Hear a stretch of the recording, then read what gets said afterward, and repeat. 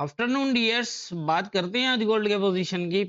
पहले हम अपनी कल की एनालाइज देख लेते हैं। कल हमने जब गोल्ड को एनालाइज किया तो 33-40 के आसपास मूव कर रहा था और यहाँ पर दो पोजीशन थी कि अगर इस एरिया से ये रिजेक्शन ले लेता है प्रॉपर तो फिर यहाँ से नीचे आ सकता है। और सेकंड ये था कि अगर ये इस एरिया को ब्रेक करके आता है तो इस एरिया से ये दोनों एज ए सपोर्ट होंगी। यहाँ से जो है वो ये दोबारा अप जा सकता है और अप रीटेस्ट फर्स्ट ये होगा 33-49। और अगर ये एरिया ब्रेक हो जाता है तो ये दोबारा इस एरिया को टेस्ट करके फिर ऊपर की तरफ, पहला 67 का एरिया है और सेकंड जो है वो 80 का एरिया।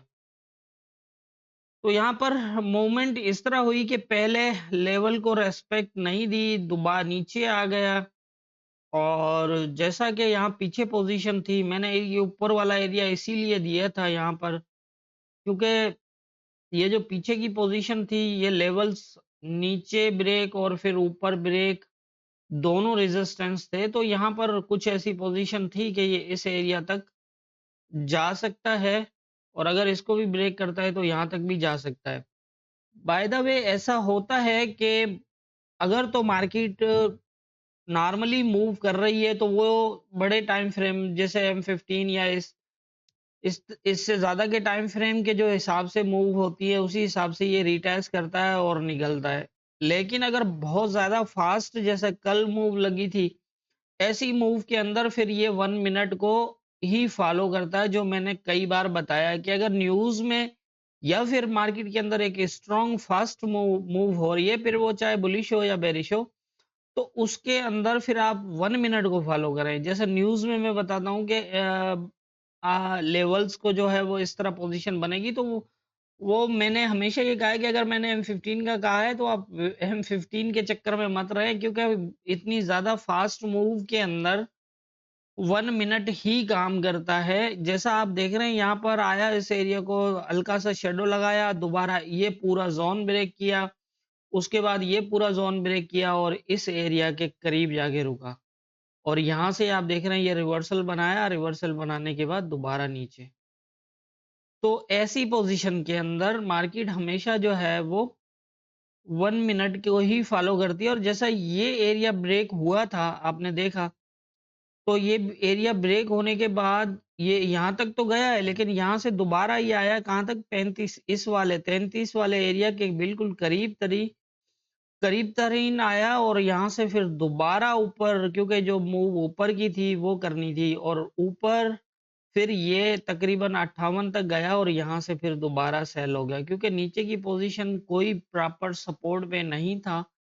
तो इस वजह से मार्केट को दोबारा नीचे ही आना था। जैसे मैंने बताया था कि अगर ये सीधा ही ऊपर चला जाता है तो फिर इस एरिया से या इस एरिया से एनी हाउ इसको रिजेक्ट होना है। तो ऐसे ही मार्केट को हम लेवल्स के ऊपर फॉलो करते हैं, क्योंकि प्रॉपर कोई सपोर्ट मार्केट के पास नहीं थी। हालांकि यहाँ 17 का लेवल है, मैंने 17 का लेवल इसलिए नहीं दिया कि यहाँ पर ऐसी पोजीशन नहीं है। 17 के साथ जो किया हुआ है इसने पीछे अप डाउन सारा ब्रेक और बड़े क्लोज भी लगे हुए हैं, तो उस पोजीशन में ऐसा नहीं लग रहा था कि ये 17 को फॉलो करेगा। और देखा जाए तो खैर तकरीबन ये 19 और 17 20 पिप के फासले से ही रहा, लेकिन ये है कि उस लेवल को अगर हम कहें कि फॉलो किया तो मैं नहीं समझता कि वो लेवल फॉलो है, क्योंकि लेवल फॉलो तब होता है जब ये 17 के एरिया को टच करके जाता।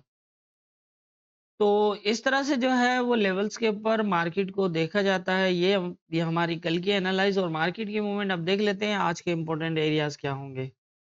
आज के इंपॉर्टेंट एरियाज की अगर हम बात करें तो मैंने लेवल्स तो आगे पीछे नहीं किए हैं और तकरीबन सेम ही हैं। सिर्फ इसके अंदर मैंने एक ऐड कर दिया, ये वाला लेवल, क्योंकि यहाँ पर मार्केट कल भी जो है वो 2 बार इस एरिया को स्टे करके ऊपर की तरफ निकला है। तो ये इस वजह से यहाँ एक लेवल 18 तकरीबन 17.9 या 18 तक बनता है, ये मैंने एक लेवल लगा दिया है ताकि इसमें और आसानी हो मार्केट को फॉलो करने की।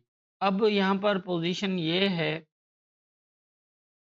कि अब हम इसको मार्केट को अगर हम फिर प्रीवियस मूवमेंट को अगर देखें ना, तो ये लेवल नीचे ब्रेक और फिर ऊपर ब्रेक और फिर ये नीचे, और ये रेजिस्टेंस एरिया है, इसको फिर ऊपर ब्रेक, और इस तरह से ये एक सपोर्ट, इसको नीचे ब्रेक और ऊपर ब्रेक।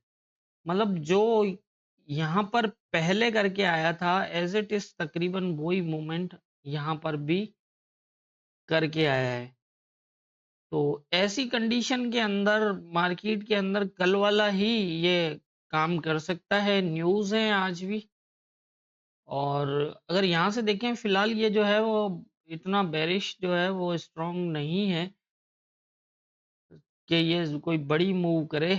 लग यही रहा है कि एक रिटायर्स लगेगा इसका, अगर तो ये आ जाता है इस एरिया पे, और अगर इसको ब्रेक करता है नीचे और फिर करता है ऊपर, तो फिर यहाँ से इसका लगेगा रिटेस्ट, फर्स्ट ये एरिया और सेकंड ये भी पूरा ब्रेक है, और ये ऐसा एरिया है जिसको शेडो ब्रेक किया हुआ है लेकिन क्लोज नहीं लगे हुए हैं, तो ये हो सकता है इस तरह। एक चीज ये, दूसरा ये है कि अगर ये यहीं से ऊपर चला जाता है तो फिर सेम इनमें से आपको रिजेक्शन एरियाज फॉलो करने हैं, क्योंकि ये भी ब्रेक है, ये भी ब्रेक है। ये वाहिद ऐसा है जो इसने ब्रेक नहीं किया था, तो इसलिए जो कंफर्मेशन ज्यादा मिलेगी वो इस लेवल पे मिलेगी, लेकिन ये यहाँ से भी हो सकता है। 4953 बहुत इंपॉर्टेंट है एरिया इसका, ये भी इस तरह से भी मूव हो सकती है।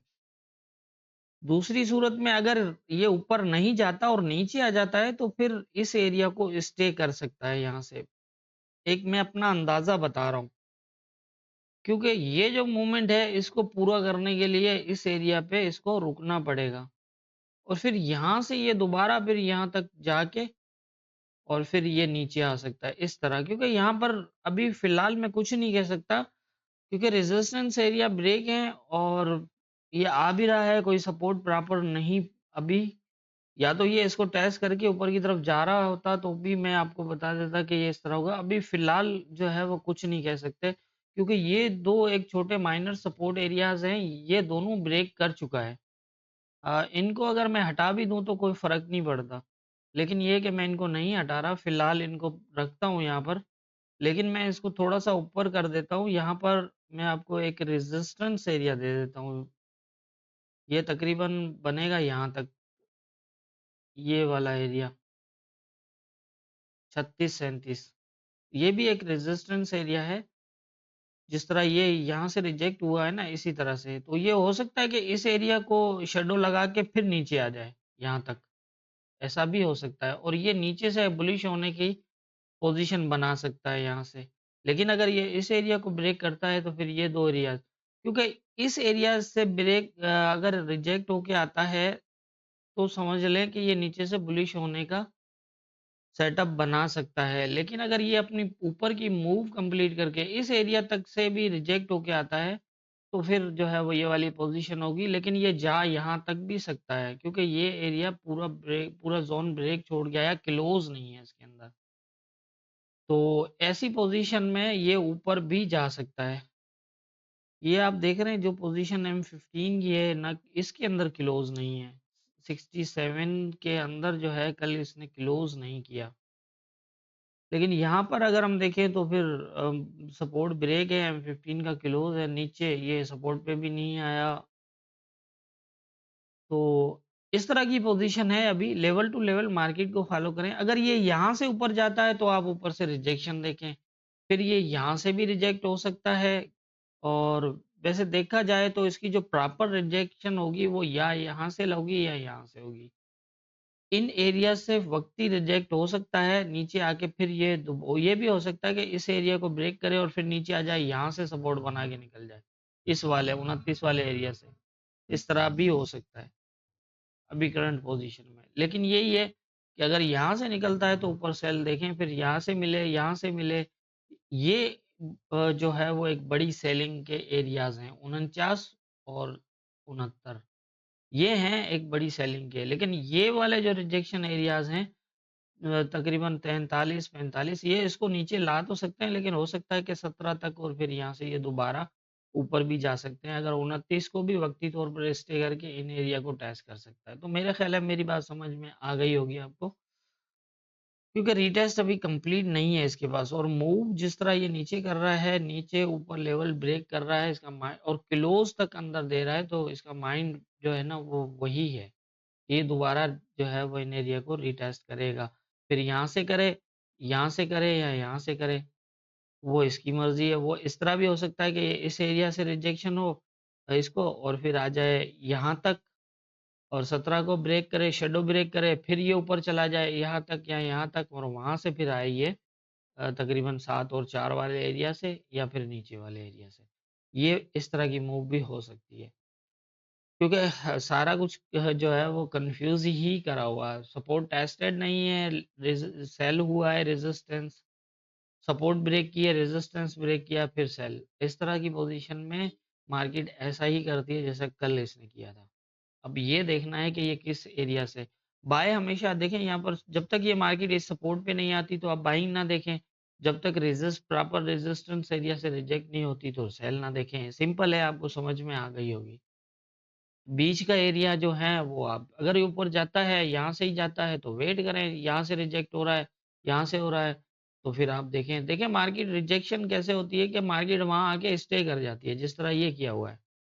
आ गई रेजिस्टेंस के पास तक, जल्दी लेने की कोई ज़रूरत नहीं है, जल्दबाजी में ही लॉस होता है। ये देखें गेम 15 का है, सीधा-सीधा ये रेजिस्टेंस, फास्ट ब्रेक, ये सीधा यहाँ तक ले जाके इसने फिर ये क्लोज़ किया, ये इसको भी ब्रेक क्लोज़ किया। तो आसान है, कोई इतना ज़्यादा मुश्किल नहीं है, सिर्फ़ थोड़ा-सा सब्र करने की ज़रूरत है, क्योंकि अगर इसको रिजेक्ट होना होगा तो वहाँ रुक जाएगा इस तरह। और अगर इसको ब्रेक करना होगा तो ज़्यादा से ज़्यादा 5 मिनट लेगा और रेजिस्टेंस एरिया को ब्रेक कर देगा। इस तरह जैसे ये भी अगर ब्रेक किया ना, देखें आप, ब्रेक किया इसने, ब्रेक करने के बाद ये आया इस एरिया पे, दोबारा ऊपर चला गया। ये देखें आप, कितनी देर स्टे किया, उसके बाद एक मूव लगी है। तो कोई जल्दबाजी नहीं है, रिजेक्ट होगा तो आपको जो है ना वो अच्छे से बताएगा, समझाएगा, और फिर जाएगा। तो सब्र करके और आराम से एंट्री ले सकते हैं। मेरे ख्याल से जितनी मेरी समझ है उसके हिसाब से मुझे आज यही लग रहा है, बाकी होना क्या है ये ऊपर वाला बेहतर जानता है। दुआओं में याद रखिएगा।